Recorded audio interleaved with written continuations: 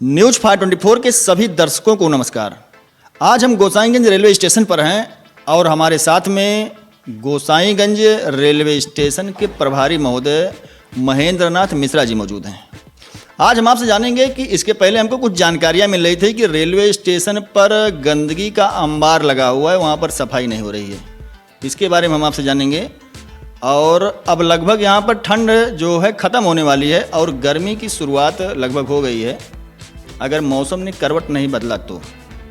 आज हम आपसे पेयजल के बारे में जानकारी करेंगे कि जो यहाँ पर टंकी बनी है, टंकी चालू हुई कि नहीं हुई।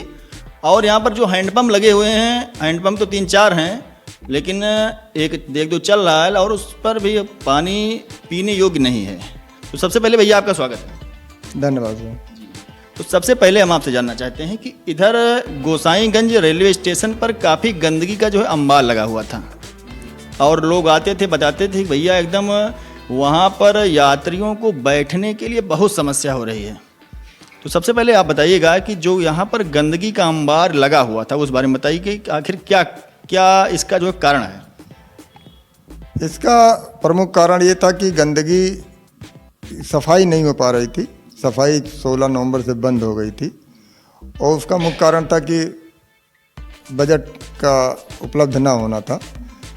और यह मंडल रेल प्रबंधक महोदय को इसके बारे में पूर्व सूचना दी गई। हमारे वरिष्ठ मंडल वाणिज्य प्रबंधक जो इसके नोडल अफसर हैं उनको ही बताया गया कि जो पुराने सफाई के लिए बिल का भुगतान किया गया था वो अप्रैल से लेके लगभग अक्टूबर तक के माह के सारे मजदूरों के भुगतान लंबित थे और उनका भुगतान ना होना वो एक समस्या बना था। मजबूर होकर कई बार इसको स्मरण कराया गया, इसके बाद बताया गया वस्तुस्थिति, लेकिन वह पैसा भुगतान नहीं हो पाया। कतिपय कारणों से, जो तकनीकी कारण हों या बजटीय, तो मंडल प्रशासन ही बताएगा।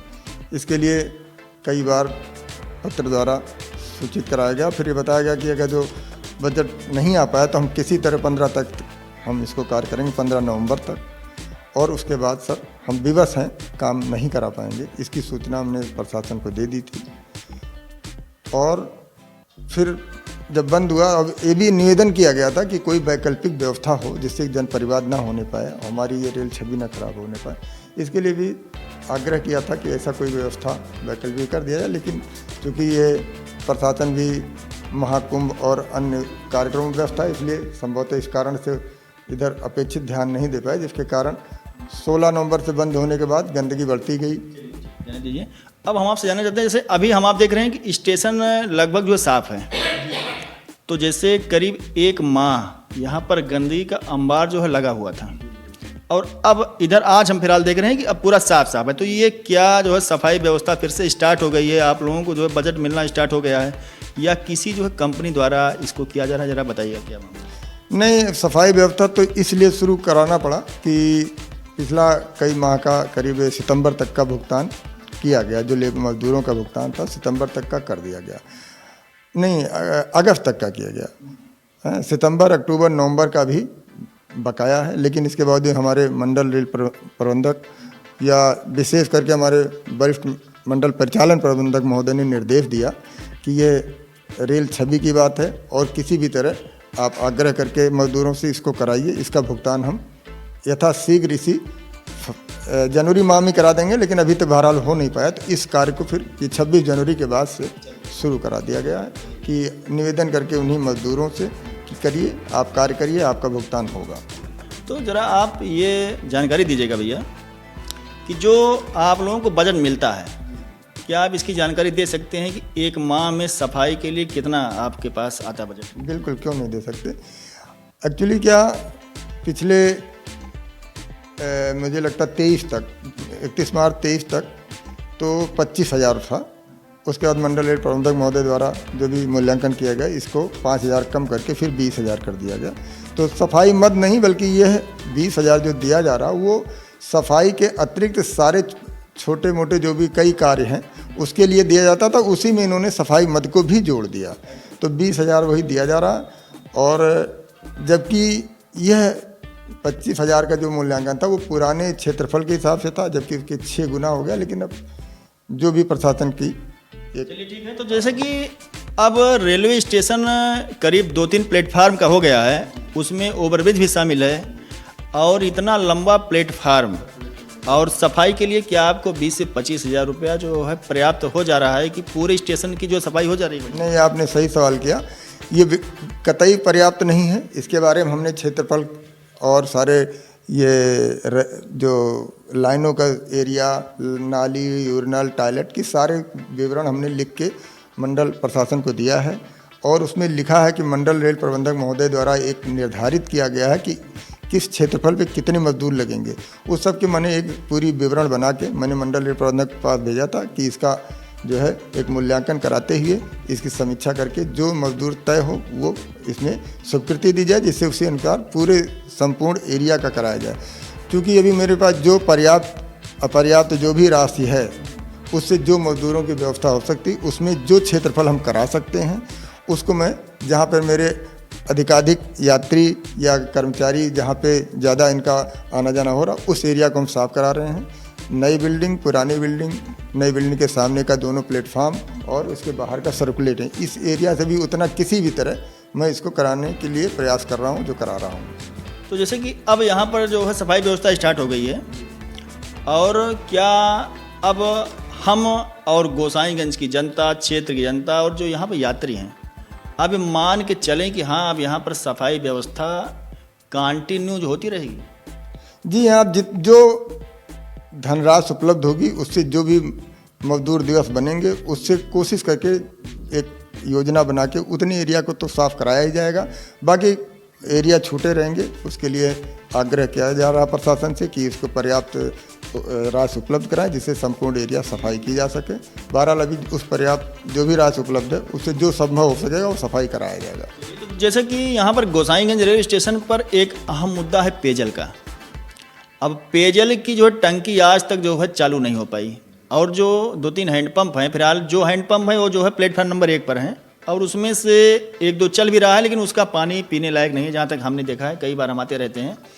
तो ज़रा बताइएगा कि पानी की टंकी अब तक क्यों नहीं चालू हो पाई, और अगर वो नहीं चालू हुई तो कम से कम 1-2 हैंडपम्प तो सही होना ही चाहिए पेयजल के लिए। निश्चित तौर पे ये सवाल आपका बहुत ही उचित है, और आप ही नहीं तमाम यात्रियों द्वारा भी शिकायतें इस बारे में की गई, और मैं इसको निश्चित रूप से इसको सही मानता हूँ कि उनका शिकायत सही है। और इस बारे में मैंने दर्जनों पत्र लिखे हैं। जब से मैं यहाँ पे ज्वाइन किया हूँ तभी से यह पेयजल की समस्या है। इसी क्रम में प्रशासन द्वारा एक पानी की टंकी बनाई गई 225 किलोलीटर की, लेकिन वो निर्माण इकाई और ओपन इकाई के बीच में फंसा हुआ है। उसमें क्या कारण है कि नहीं कर पा रहे हैं। कभी पानी की मोटर ख़राब है, पंप ख़राब है, उसका बदला जाना। अभी काफ़ी कोशिश के बाद हमारे वरिष्ठ मंडल परिचालन प्रबंधक महोदय की जो प्रयास और उसमें वरिष्ठ मंडल अभियंता पंचम की प्रयास से यह अभी 30 नवंबर को ये चालू हो पाया। उनकी काफ़ी जो है दबाव के कारण सारे इंजीनियरिंग और बिजली के जो सारे अभियंता है वो चालू हुआ 30 नवंबर को, लेकिन उसमें गंदा पानी आ रहा था। 4 दिन तक चला, 4 दिन बाद वो फिर मोटर ख़राब हो गया, जिसको निर्माण इकाई के वरिष्ठ खंड अभियंता सुजीत जी मोटर निकलवा के ले गए, लेकिन फिर उसके बाद से अभी 1.5 महीने लगभग पूरे हो रहे हैं, कोई प्रयास नहीं। कल अभी बीते कल में हमने बात किया था एसएससी वर्क्स, मंडल सहायक अभियंता अयोध्या कैंट और सुजीत कुमार कंस्ट्रक्शन से, तीनों लोगों से वार्ता की, लेकिन कोई हमें उनकी उदासीनता वाली व्यवहार लगी। कोई बस एक आश्वासन दे रहे हैं कि बस जल्दी जल्दी कराएंगे, लेकिन ठीक है, आपकी बात सही है। जैसे कि यहाँ पर काफ़ी जो है लापरवाही हो रहा है उसको हैंडओवर करने में। उसका जिस ठेकेदार ने उस टंकी को बनवाया, टंकी को उसको बनवा कर समय रहते हैंडओवर जो है कर देना चाहिए था। और रेलवे स्टेशन का उद्घाटन हुए करीब मंथली 2 साल हो गया है, अभी तक वो टंकी नहीं चालू हो पाई। अब कौन उसकी जांच जो है कर रहा है, कौन उसको हैंडओवर कर रहा है, और अगर उसका पेमेंट पास हो गया बिना हैंडओवर किए तो ये भी एक जांच का विषय है।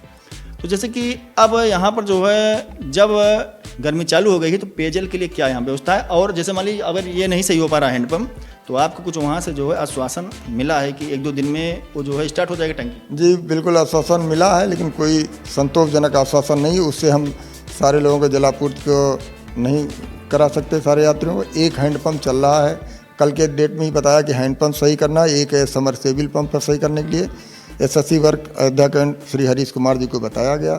लेकिन अब क्या कहा जाए, आज कहे थे भेजने को, आज भी नहीं भेजा। देखते हैं क्या व्यवस्था प्रशासन के संज्ञान में है। पानी की टंकी भी संज्ञान में है, सारे जगह पाइपलाइन फिटिंग्स लगी हुई हैं। अभी एडीआरएम महोदय का भी बीते एक हफ्ता पहले निरीक्षण हुआ, उनके भी संज्ञान में आया है, उनके निरीक्षण में भी आना चाहिए। तो देखते हैं प्रशासन, हम अपनी तरफ से जो दायित्व है जो हमें करना चाहिए, मैंने सभी संबंधित को बताया है, अनुरोध किया, आग्रह किया है। मैं भी चाहता हूँ यात्रियों के लिए जो है अच्छी सुविधा मिले। लेकिन चलिए ठीक है सर, एक हम आपसे अंतिम सवाल करते हैं। जो यहाँ पर शौचालय बने हैं, मूत्रालय बने हैं, क्या उसकी साफ़ सफाई के लिए कोई यहाँ पर व्यवस्था, क्योंकि अभी तक वहाँ पे जब आपकी जो है टंकी नहीं चालू हो पाई तो उसमें भी कोई आज जैसे मान लीजिए कोई रात बिरात किसी को ज़्यादा दिक्कत हुआ तो वहाँ पर चला गया और चारने के बाद फिर वो आज तक साफ़ नहीं हुआ। और कुछ लोग हमें लगता है यहाँ पर चोर हो रहे हैं जो उसकी टोटी फोटी सीट फीट जो है खोल खा लेके जा रहे हैं। तो क्या इसका अभी तक पूरी तरह से जो हैंड ओवर नहीं हो पाया? बिल्कुल सही बात कह रहे हैं कि यह बहुत बड़ी समस्या है। ये प्रशासन द्वारा ये सुविधा के लिए यात्रियों के लिए किया गया, लेकिन उसका हम उपयोग नहीं कर पा रहे हैं। इससे बड़ा दुर्भाग्य नहीं हो सकता। एक सुलभ शौचालय बनाया गया, मुझे तो लगता है मेरे आने से 2-4 साल पहले बना था, जिसको माननीय सांसद महोदय ने उद्घाटन भी किया था। लेकिन वो सिर्फ एक फॉर्मेलिटी रूप में उद्घाटन हो गया, संचालन उसका एक भी दिन नहीं हुआ, आज तक वो हैंडओवर नहीं हुआ। ये इंजीनियरिंग विभाग का हमारे बता सकते हैं कि वो किन कारणों से अभी तक हैंडओवर नहीं हुआ और हस्तांतरण न होने के कारण अभी तक कुछ संचालन नहीं आया, बल्कि वो परमानेंट बंद होगा संभवतः। इसके अलावा अभी तमाम यूरिनल, पेशाब और ये टॉयलेट बनाए गए, यात्री को सुविधा ध्यान में रख के बनाए गए, लेकिन उसका संचालन नहीं हो रहा क्योंकि सफाई कार्य भी नहीं हो पा रहा, क्योंकि पानी की व्यवस्था नहीं है। तो और किसी भी तरह पानी नहीं व्यवस्था है, दूसरा कोई विकल्प नहीं सफाई के लिए। तो जब पानी चालू होगी तो सफाई होगी। उसमें कुछ चीज़ें हैं जो निर्माण इकाई द्वारा अभी पूरे नहीं किए गए हैं, उनको भी बताया गया, उनको भी निरीक्षण भी 1 महीना पहले एसएससी वर्क हरीश कुमार के साथ कराया गया था। उनके मालूम है कि क्या क्या इसमें अभी कमियां टूटी नहीं है, कहीं दरवाजे टूटे, वो पूरा करेंगे। उसके बाद जो है पानी आएगी, सफाई होगी, फिर हस्तांतरण की प्रक्रिया अब यही 2 लोग बता सकते हैं, निर्माण इकाई, ओपन लाइन। तो जैसे कि इस गोसाईगंज रेलवे स्टेशन का कायाकल्प जो है करोड़ों रुपया में इसमें लगा है, 1, 2, 3 प्लेटफार्म यहाँ पर बन गया, सब कुछ व्यवस्था हो गई, एकदम आधुनिक जो है तकनीक से यहाँ पर सब पूरा टोटी लगाया गया है। अब यहाँ पर केवल जो है व्यवस्था होनी चाहिए। और इस बारे में गोसाईगंज के एसएस महोदय, सीनियर सुपरिंटेंडेंट जिसे कहते हैं, आप महेंद्र नाथ मिश्रा जी हैं, आपने अपनी बात को, यहाँ की समस्या को आपने पूरी तरह से रखा, बिना एक एक पॉइंट, एक एक शब्द को छिपाए हुए। आपसे बात करके बड़ा अच्छा लगा, क्योंकि आपने जो यहाँ की दिक्कतें, समस्या है, आपने उसको स्वीकार किया। और आप इसके लिए जो है समय समय पर अपने वरिष्ठ अधिकारियों को पत्राचार जो है करते रहते हैं, इसलिए आपका बहुत बहुत धन्यवाद। हमारे लिए महत्वपूर्ण ग्राहक है, उसके लिए प्रशासन के लिए भी महत्वपूर्ण ग्राहक है। प्रशासन व्यवस्था कर रहा है, लेकिन कहीं न कहीं कमी है इनको बनाने, इनको करने वालों में, जो कि हम ये पूरा नहीं कर पा रहे हैं। इसका हमें अफसोस भी है और हम इस फिर से निवेदन प्रशासन से करते हैं कि जो संबंधित इसके हमारे कार्य करने वाले अपने कर्मचारी हैं, उनको निर्देशित करें कि ये यात्रियों के लिए जो सुविधा दी गई वो पूरा हो सके। जी, तो जैसा कि एक शौक होता है, अगर अधिकारी के अंदर शौक होता है, कुछ करने का जज्बा होता है, तो काम होता रहता है। 1 बार आप देंगे एप्लीकेशन, 2 बार देंगे, 3 बार देंगे, और चौथी 5वीं बार तो उनको करना ही पड़ेगा, क्योंकि जब पत्राचार होता रहेगा। तो आपसे बात करके अच्छा लगा, और हम समय समय पर आते रहेंगे, यहाँ की जो समस्याएं हैं वो यात्रियों के लिए, क्षेत्रवासियों के लिए दिखाते रहेंगे। तो मैं अमित तिवारी, न्यूज़ 524 अयोध्या।